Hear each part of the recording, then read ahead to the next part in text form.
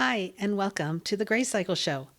I'm your host, Karen Dittman, and my heart for this show is to help you stop striving and struggling and instead find a new way to grow closer to God through His grace. You don't have to try harder. You need to try different. Because sometimes life feels like a crazy hamster wheel, and it's spinning, and you wish you could get off, but it just won't stop. That's why I created my quiz, How Fast is Your Hamster Wheel Spinning? You can find it at hamster.onefit-wellness.com. It only takes about 50 seconds, and this quiz and its results will help you discover what's spinning your hamster wheel, how that's impacting you, and what you might be able to shift to help slow it down a little bit. So in today's episode, I have an interview with Stacy Schaffer. Stacy Schaffer is a licensed professional counselor with over 20 years of experience helping children, teens, and young adults navigate emotional and behavioral challenges. Based in Arvada, Colorado, she is the founder and director of Stacy Schaffer Counseling and specializes in both grief therapy and synergistic play therapy. Stacy is the author of With Love from a Children's Therapist. She is a proud member of both the National Association of Play Therapy and the Colorado Association for Play Therapy. So I invite you to enjoy listening in on my conversation with Stacy Schaffer. Stacy, thank you so much for joining me today on the Grace Cycle Show podcast. I'm excited for our conversation today. Yes, thanks for having me. I am excited as well. Yeah. So let's just jump right in. And I would love for you to share with us a story of how you've seen God at work in your life, maybe overcoming something that was impossible outside of His grace.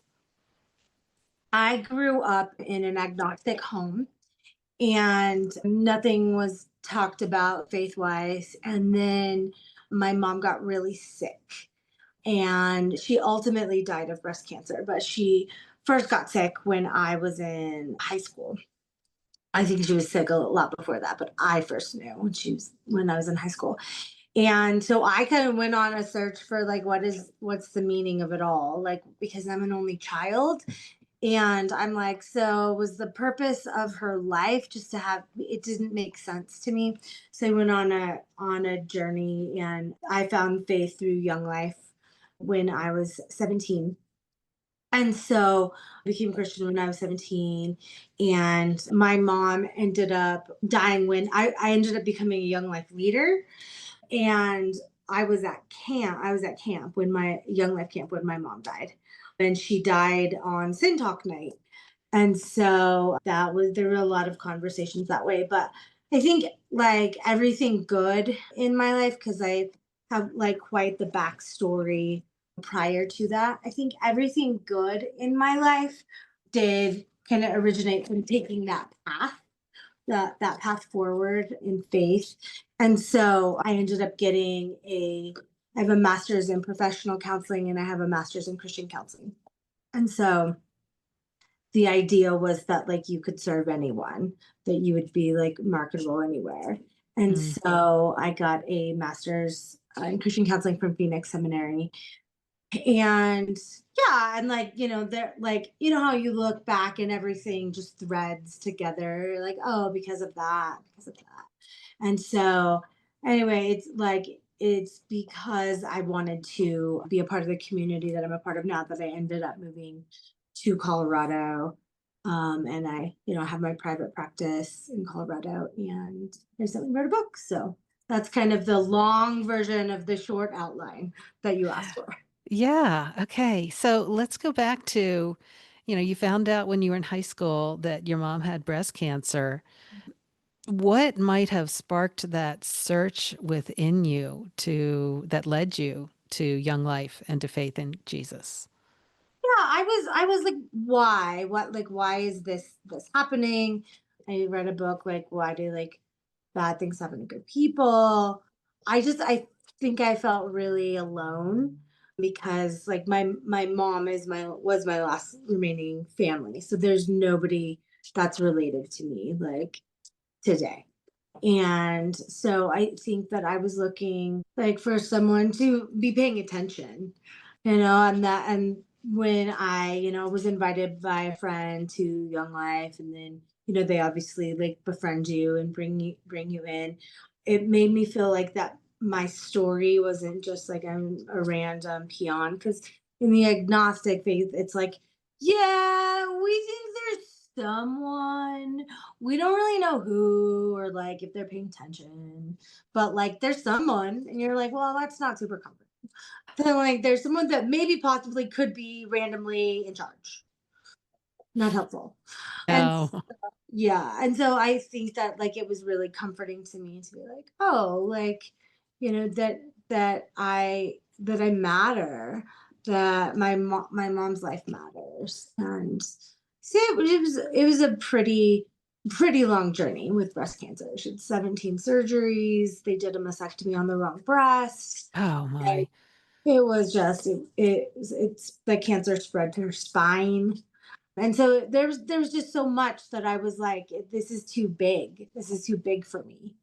And so I think that that's when I started being like, let's outsource that.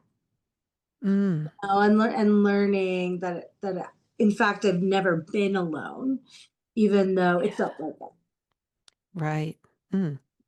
Yeah. Oh, I like that. Like, who can help me with this? Who can support me? Oh, wait, there is a God and he Yeah, like cares? that is just because I was born and raised in Las Vegas, which isn't my fault. Right.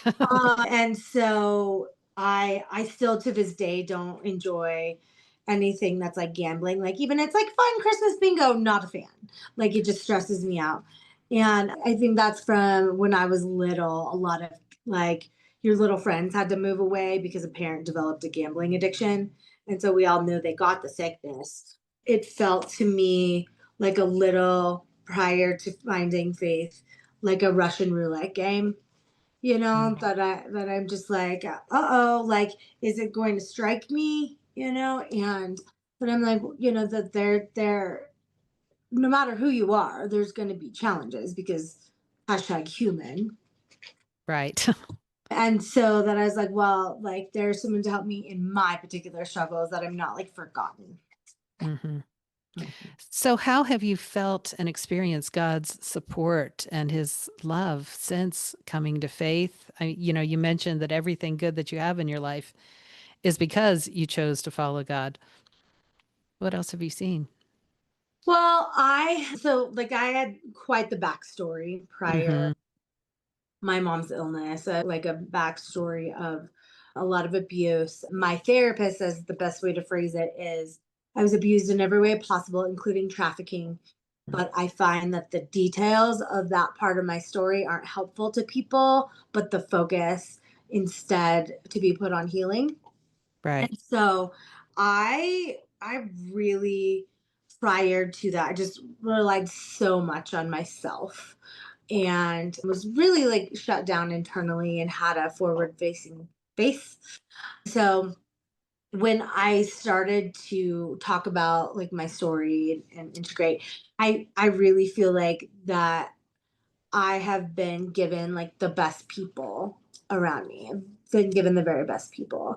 And I think that that is what has helped sustain me. And I think that those people like are like, like Jesus's hands and feet. Hmm. Yeah, that they're just not like, oh, hey, stranger. And I do feel bad for people that don't have that sense of community, but I don't think that my I don't think it's random. Like I don't think it can be like tucked up to like rolling the dice on the craps table. That it's Hmm. I was given those people. And Yeah. so I feel like that's like every time, especially in the holidays, because the holidays just they still always feel weird. And I'm always invited places. I always have places to go. Like I'm never at home alone eating Boston Market. Does that even exist anymore? I'm not sure. Yeah. Maybe not, It but yeah. like, yeah. And so I just thought of turkey. And so I've never like home alone doing any of that. But it is a sense of loss, that there's no one alive related to me. Hmm. And so I think, having a faith, it's like, Well, like, okay, like there is nobody that you can specifically call aunts, but that doesn't mean they aren't someone that I have given to you. And it's helpful, like lots of people like have apparently challenging times around holidays because family. But that's a separate podcast. So, Yeah. I mean, I think we all face our challenges at the holidays, whether it's too many people or yeah. not enough people or Yeah. or people Yeah. who are just too much. Yeah. Right? Yeah. And I think I felt that a lot in like in writing my book that I was like that I kept writing different stories about people and how people have shown up for me and that like Mhm. I wanted it to be very clear, like don't feel bad for me Mhm. because like my story is pretty tragic. And yet I don't need any pity. I don't need any sympathy because like look at my life and my life isn't a random occurrence. It's because like of the gifts that I've been given, like manifesting, really. Right. I mean, there's that you were saying you grew up agnostic, where it was like everything is random.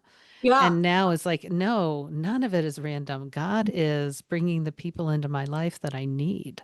Right.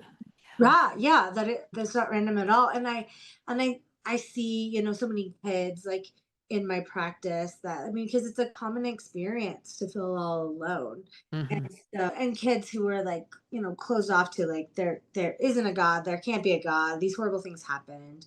I think part of the way in is like, are there people that show up for you? Are there people that make you feel seen, that make you feel heard, like that's the manifestation. Like God is not, going to come knocking on your second grade classroom and be like, I would like to meet with Aiden. But it would be cool, like if there were office hours, like don't get Yeah. me wrong, but like there's not. And so like how do you think like, those people in the exact showing up for you in the ways that you need, like that's a sign to me. Hmm. Yeah. Yeah, I agree. Yeah, that God really does bring into our life the people and sometimes the circumstances that are just exactly what we need to draw us closer to Him. Yeah. Right. I mean, Right. even thinking back to when you were in high school and somebody had the courage to befriend you and invite you to Young Life. That was my friend Kristen, and her family's still so good to me. We're friends, her parents were still friends on social media, but it was the Thanksgiving that I was 17 and my mom was in the hospital and they invited me over like for Thanksgiving. And they're, like a solid Christian family and just so kind to me, just so kind. And Mhm. so I never felt like an outsider, even though like I'm like so sad on the inside. And I came to faith in June of it was the summer before my senior year. And Mhm. so, and a lot of that was that family, full family, like really like loving me well in the midst, and not in an overly like evangelistic kind of way. I grew up with so many people that were LDS, and my high school was probably half LDS. It's a really big LDS population in Las Vegas, and it felt different, the approach, like it felt oftentimes, and this isn't, you can't generalize for everyone, but it felt in some of those relationships with my friends like parents, like it felt like that there was a pointed agenda, and you feel that like you're not dumb, but I felt genuinely loved by that family, and so that that paved the way.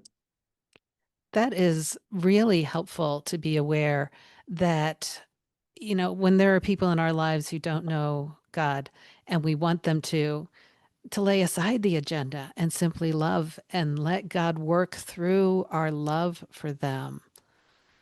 Yeah. Yeah. Yeah, and even when my mom died, it was June 9th, 2001. It was the same year, September 11th, which everyone knows where they were. I was already in a fog, right? I'm like, what's happening? So when my mom died, I got 9 in the mail at campus, like at Arizona State, books of Mormon from people I went to high school with, and they like wrote in there one of their beliefs is that they will be baptized for the dead. So like by proxy, like they will baptize my with my permission with my mom into their religion. And I get that that's a tenet of what they believe, but it felt so gross to me.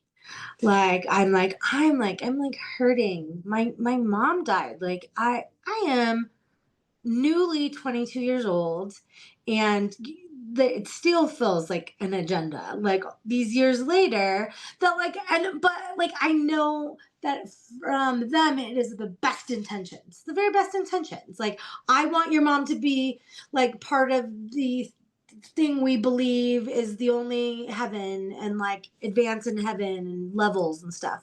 But like I'm just like you're missing it. Read the room. Read the room. Mhm. And so that was hard. Yeah. Yeah. Yeah. That did not offer comfort to you. No, no, it Mm, did not. mm, And like I think it made me have to even like rely more on just my faith system because it was confusing. When someone dies, it's everything's confusing. right. And so, but I was like, is that a thing? Can you advance? No, that's not a thing. It's not a thing, you know? And Yeah. so, like, it made me question my own faith. Mhm. Oh, yeah. Yeah. So what did in that time, what kinds of things did bring you comfort? Were there other people who were able to step into your life in a way that was helpful? I wish at the time I had known about a place like for grieving young adults. Like I ended up like years later being a group facilitator in a place called New Song in Phoenix, New Song Center for Grieving Children and Those Who Love Them. And like I learned later there was a young adult group and I didn't know about it. I think, because sometimes the things that like help us and hurt us, they can outlive their usefulness. So I relied a lot on excelling and performance and doing what I needed to do. And then like years later, needing to do like therapeutic work to undo some of that. I was a part of the college age like youth group at the church I was at the time. And so I had, good relationships. I had good small group leaders. I've never been without, going back to people, I've never been without good people in my life. Mm, And I've always felt supported and encouraged. I had like through the church at the time, I had like a mentoring system, like people could sign up. And so I had already had one. And so like met with her. But I think that really just diving in knowledge like helped a lot. And I think, learning, I don't know how much if you're into the Enneagram at all. yeah. I'm a like flaming two.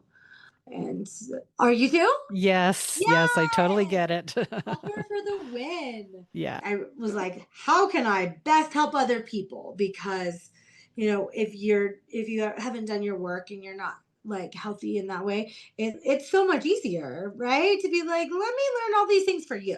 I'll help you. Yes. Yes. You get it. Yes, I do get it. Yes. How can I help you and serve you? And what can I do to make your life better? And Yeah. if you're okay, then I can be okay. Right. And I have a like three wing. Okay. Um, and so I don't know if you're three wing or one wing. I have a one wing that I denied for a long time. That's another whole thing in my story about, yeah, Another what podcast. I thought I was supposed to be and accepting who I actually am. Oh, I feel that. Yeah. I Yeah. have a friend, a really, really good friend that recently, like she had thought she was a six and she's like, I'm actually a two. And I was like, that actually tracks. And so with the three wing and like in performance, like I was like, I'll get all the accolades and like that way, like I'll be okay. But inside I wasn't okay. And so that's a lot of my book and my work and my practice is congruence, like Mm. having your insides match your outsides. Because Oh, when they don't, it's ultimately not going to turn out well. It's painful. Sure, it'll serve you until it doesn't. yeah. there's a lot of those things that serve us until they don't. And then we keep trying to hold on to them, but yeah, yeah, it works until it doesn't. It works until it doesn't. Yeah. And so I think that like it's really important to me because I see so many kids and so many teenagers that like are on the front end of their lives. And I'm like, let's save you a lot of misery. Let's Right. let's not like develop patterns that you're gonna have to undo in therapy when like you're in your 40s. Let's not do that. Hmm. Yeah. Yeah. So tell me some more about your book. Dive into that a little bit. Okay, here she is. So just go with love from a children's therapist, hashtag lessons I've learned along the way. And so I've been saying it is part wisdom I've learned from kids from sitting on the other side of the couch for approaching 20 years. And it's part insight I've extracted from a traumatic childhood and transmuted it into something useful. And so it was really important to me to have, when I was thinking of the title, like with love was always part of the title because it's so important to me that people don't feel patronized or shamed in talking to me like as a kid's therapist. And I wrote in here, people say to me, I think I screwed up my kid. And I'm always like, well, your kid is being raised by humans, so there's a margin of error already. Mm, But I think it's one of the most brave things you can do to bring your kid into counseling, to be like, I need support. And so I hear so much all day every day, and a lot of it doesn't fall within the boundaries of like violating confidentiality. You know, if you're going to hurt yourself, someone else, someone's hurting you. It'll be like a kid will say like, I I hate it when my like mom slams the doors and she says she's not mad but she's mad. And so I'll say something to the tune of like, how would you feel if I gave feedback to you? And they're like, no, don't say anything. And so then we're in a bit of a dilemma, right? Because I mean, I think like if mom is open to that feedback, that could be helpful, but it's not violating the limits. And so I hear stuff like that a lot, and so I'm like, let me just like group that together and write it in a book that could be helpful for not only kids who aren't forthcoming, but people who never have the opportunity to bring their kid to a therapist because it's a privilege hmm. to be able to do that. And there's a lot along the way from my own journey that I've extracted. So, Oh, that's great. So it's a book for parents on how they can help support their kids better by working, sounds like by working on ourselves as parents. yes. Yeah, there's a chapter called hashtag because they're all hashtags. Okay. And there's a chapter called hashtag get your own Stacy. And then the subtitle is like doing your own work. Because I had a Hmm. kid yell that to a parent in the waiting room that was like, not the parent was like dealing with their own stuff. And they're like, yeah, I thought it was pretty cute. And so I've been saying that it's for caregivers or parents, like or educators, anyone who loves someone who is 11 or has ever been 11. A lot of the feedback that I'm getting, I have several friends that don't intend to have kids, that don't have kids, and they've said this was helpful to me as not a parent, not a future parent, like that I feel seen with my own stuff.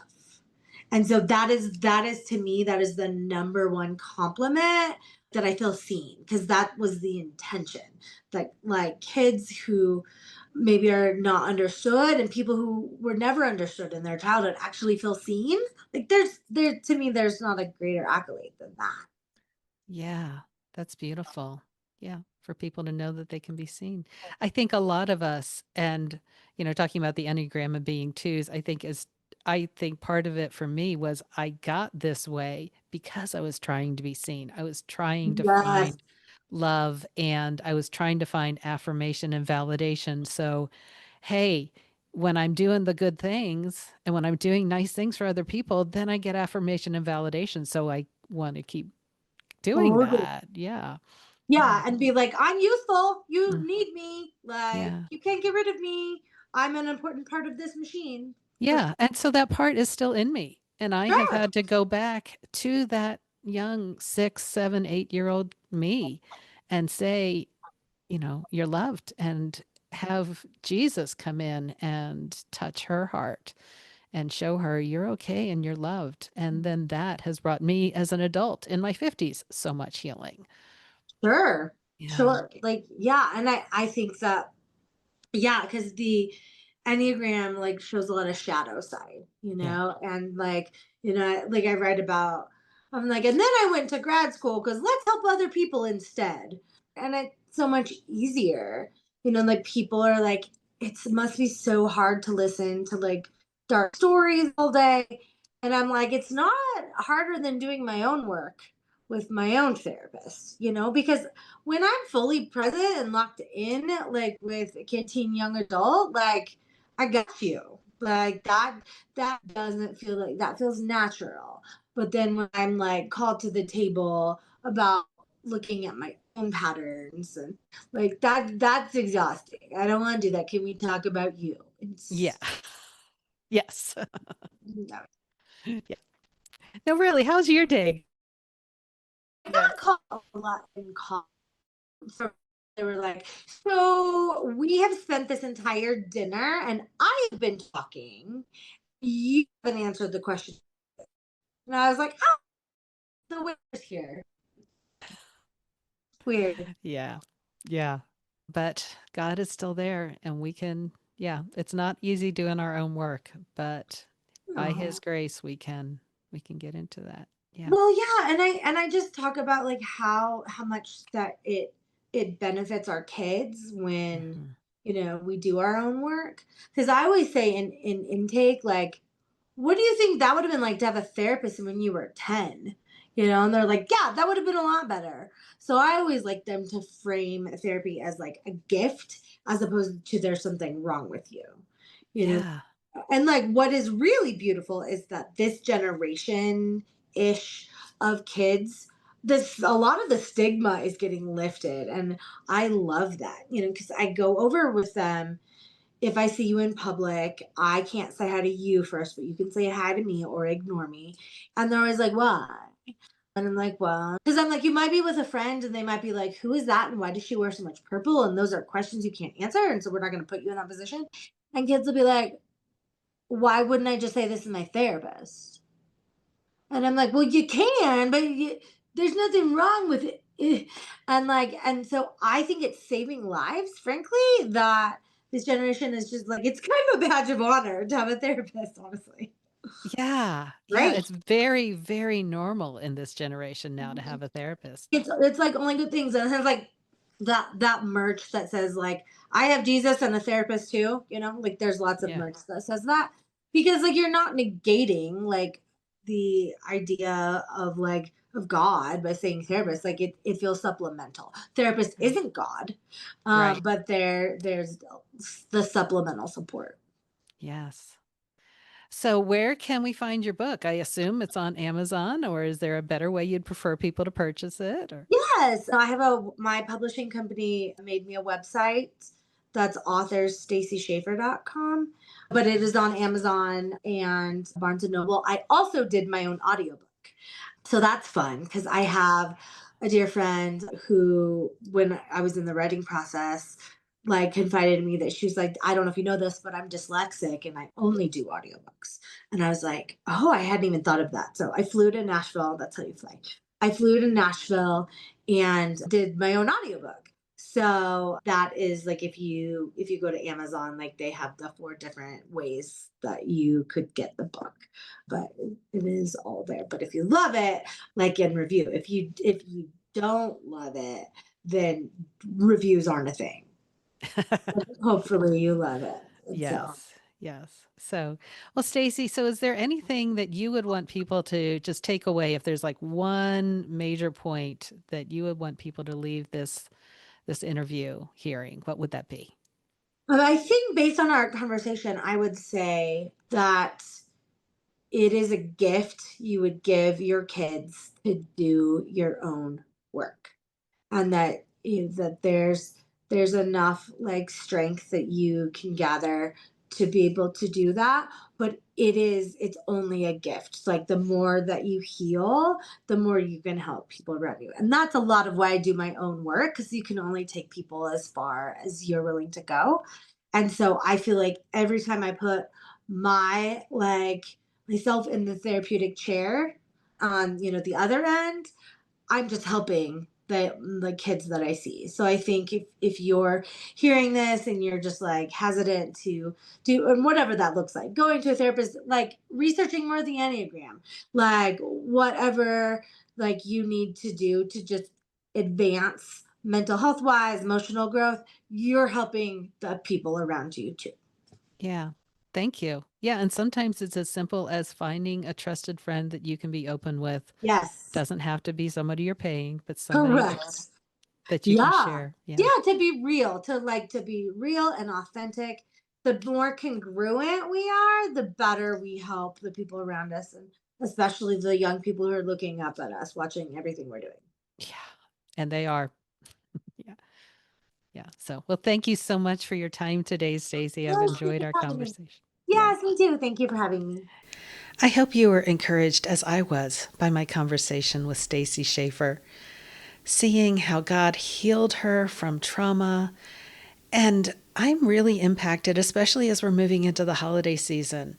And this episode is releasing a week before Thanksgiving. I'm really impacted by the power of God using us to just love people. Is there somebody that God might be laying on your heart to just invite into your life this holiday season? You don't have to have all the words right. You don't have to know what you're going to say. All you have to do is open your heart and show his love to others by just loving them, and then see what he'll do. And then also, what a gift it is to be able to do our own work to grow. So maybe for you, it is simply getting a copy of Stacy's book, With Love from a Children's Therapist, and diving into that as we move into, I know the holiday season can be crazy and busy, but taking that time to just become aware of what in your life, what's one thing God might be bringing to your attention for you to begin to grow in. So that's it for today. Would you take a moment to subscribe to the show so that you're notified when the next episode comes out? And also, it would mean the world to me if you would rate or review the show, because that helps more people find out about it. So until next time, get curious, stay connected, and live in grace.